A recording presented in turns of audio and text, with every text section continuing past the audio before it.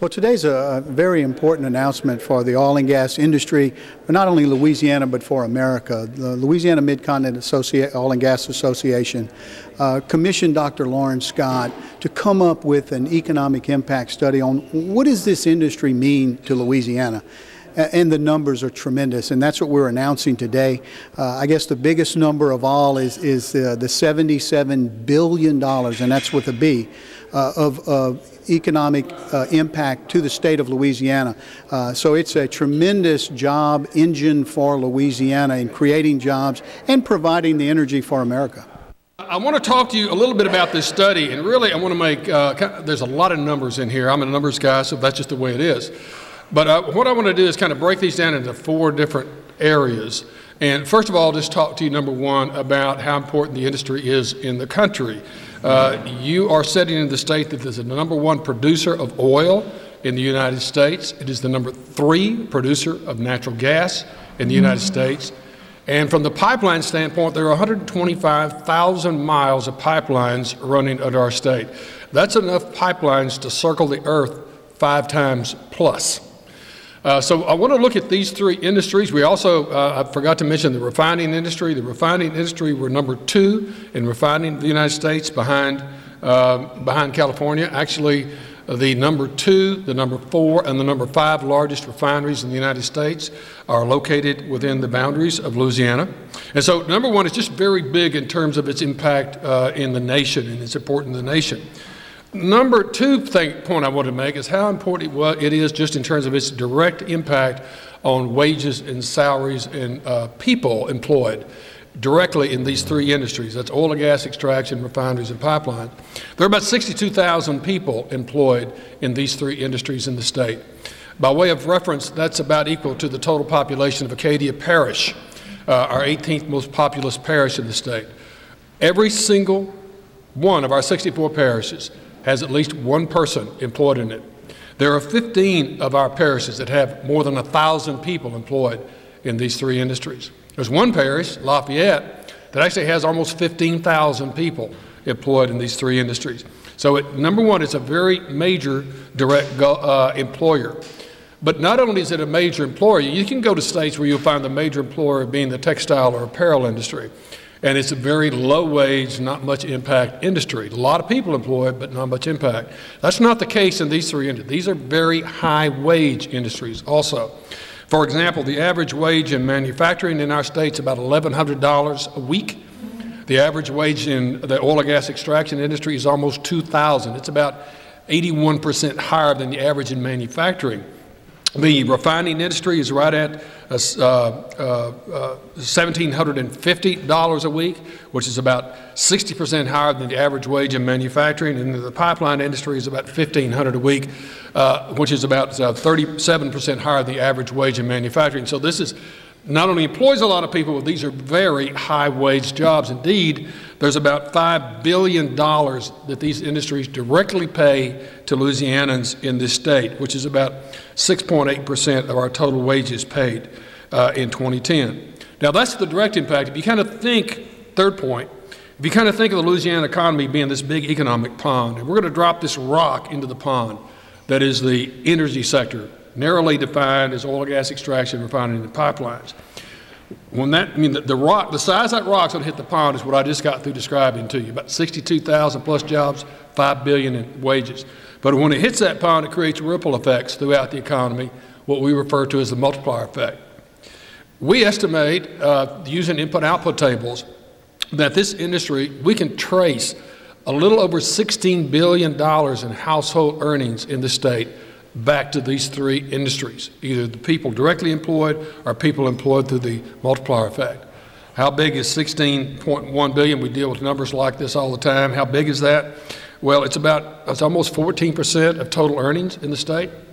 I looked at the World Bank actually lists the gross domestic product of about 185 countries in the world. There are 86 countries in that list whose gross state product is less than $16.1 billion. So this is a lot of money. There are about 310,000 jobs in the state that can be traced directly back to this industry directly or through the multiplier impact. That's about 16% of our non-ag jobs in the state. And then the fourth point is, this is a major generator of taxes in our state. Again, this is not textile and apparel. You know, you make textiles and apparel and you pay corporate income taxes on your profits.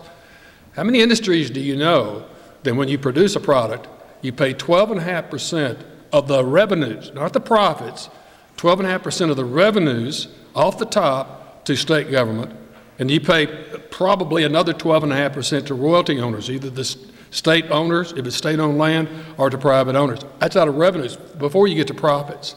You'll find very few industries like that. And as a result of that, we estimate that the state collect directly about $1.4 billion from this industry in FY10. That's directly. If you include the multiplier effect, we estimate about $2.5 billion. There are a lot of services that this state gets that other states don't have because of the huge amount of money that this industry pumps into the economy. We also looked at local governments. Local governments benefit through the property tax or property taxes levied on this particular industry. Using the data from the Tax Commission, we estimated conservatively almost $300 million that local governments receive in property taxes. There are 18 parishes in our state that get more than $5 million a year in property taxes from this industry. If you include the sales taxes that are collected through the multiplier effect, we're talking about a total of $1 billion going to local governments in the state. And so you can kind of see here from these kind of four sets of numbers how big it is relative to the rest of the country, how big it is directly, how big it is through the multiplier impact, and how big it is through the tax impacts. That this is a very critical industry to our state. And so I mentioned that of course, one of the primary reasons we wanted to have this particular presentation and talk to you about this is because, of course, the industry wants you to know how important it is. Some people have asked me what would happen if we did not have this industry. And what if we hadn't been so lucky as to have all this oil and gas under our state? Well, it's very easy to figure out what we would look like. All you have to do is look one state to the east. We would look just like Mississippi, which is number 50th in per capita income. We would look like Arkansas, which is 44th in per capita income. Or we'd look like South Carolina. You look at these industries that don't have something like this, especially, and they're located in the South, dealing with all the issues that we have in the South, then you're going to end up looking like those states. We're very lucky to have had this here. By the way, we are now ranked 28th in the United States in per capita income. The other thing I wanted to mention to you is that there is another industry that's not included in this that is very big in our state. It is only here because oil and gas is here, and that's our chemical industry. It's not included in this study, but the chemical industry is only here because we got natural gas and we've got oil here. We're the number 3 producer of chemicals in the United States. Again, very high wage, very large number of people employed, and very good jobs. And very knowledge-based. All of these, by the way, are very knowledge-based jobs and high-tech jobs. Now, the last thing I wanted to mention to you, and Chris and I talked about this, whether or not even bring this up. He's not particularly interested in me bringing this up. But I think one of the reasons that we as citizens of Louisiana need to know these kinds of numbers and appreciate how important they are is because this industry is very much under attack by the present administration in Washington, D.C. Part of President Obama's jobs bill was to single out this industry alone and say, I want to put a $41 billion tax on this industry. And part of that is to eliminate the expensive intangible drilling cost. And let me tell you folks, if you talk to Devon, if you talk to PetroQuest, more importantly one of our sectors, you talk to Stone Energy, they will tell you that the very heartblood of their ability to raise capital in the market so they can drill when sometimes there's only a 33% chance of hitting a producer. The only way they can get people to give them capital to do that is because of the existence of this intangible drilling cost phenomenon. So first of all, they're under attack there. We're very much under attack in the Gulf of Mexico. The last time I looked, we now have 11 drill ships that have left the Gulf of Mexico because of the inability to get permits. We have a permitatorium that's really hurting that industry. Those drill ships have now gone to Brazil, they've gone to the west coast of Africa, they've gone to the Mediterranean. There are a lot of direct and a very large number of indirect jobs associated with losing those drill ships. The increase in regulations, the Secretary of Interior had something in the Federal Register recently that said that was going to cost, their new regulations are going to cost about $1.42 million per deep water well to drill now. Well, you've had principles of economics. Anytime you increase the cost of regulation, you reduce the amount of activity along the horizontal axis. We're going to hit less economic activity. So the Gulf of Mexico is an issue. The industry has now been told by the Secretary of Interior. They were told this back in September about the idle iron proposal. He has now mandated that the industry has to cap 3,500 non-producing wells and dismantle 650 platforms in the Gulf of Mexico. My back-of-the-envelope estimate is that's going to cost the industry about $3.8 billion. That's $3.8 billion that can be used to drill for more oil and gas, but it's being used to do something that's totally unnecessary, in my opinion. So the industry is very much under attack. Of course, we're under attack.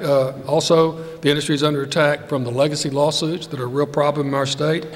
So I think as we as citizens think about this, this is not the kind of industry that you want to simply go away. And this is a very, very mobile industry. This industry can go away, especially the oil and gas extraction industry can go away. We've lost 11 drill ships up in the Haynesville Shale. The Haynesville Shale drilling activity has dropped from 143 to about 84 now. I mean, they are very, very mobile.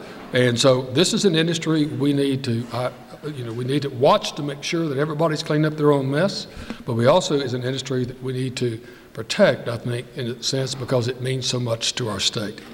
What is the status of Louisiana's energy industry right now? Well, it's the future is bright.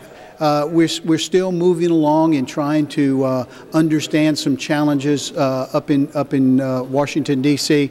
with our permitting and other type of attacks and challenges that on our industry. But for the most part, the future is bright. We've got a lot of leases in the Gulf of Mexico. You're seeing a lot more activity. As long as the economy continues to do a little better. I think the demand side increases, and of course when the decrease in demand, then the supply side. Prices have been very stable, which is a good thing for our industry. So I think that you're going to see a real exciting future in the oil and gas exploration, not only in the Gulf of Mexico, but in Louisiana with not only the Haynesville, we know that story, but now the Tuscaloosa Marine shale play that you're going to be hearing a lot about. So I feel very comfortable that the oil and gas industry future here in Louisiana is very bright. And today, the launching of the study really just reinforces how important that industry is to Louisiana. There are almost 70,000 people that work directly in the industry. And 320,000 people that work directly or indirectly somehow associated with the oil and gas industry. So it's a tremendous amount of jobs that are at stake and at risk in the future of this industry.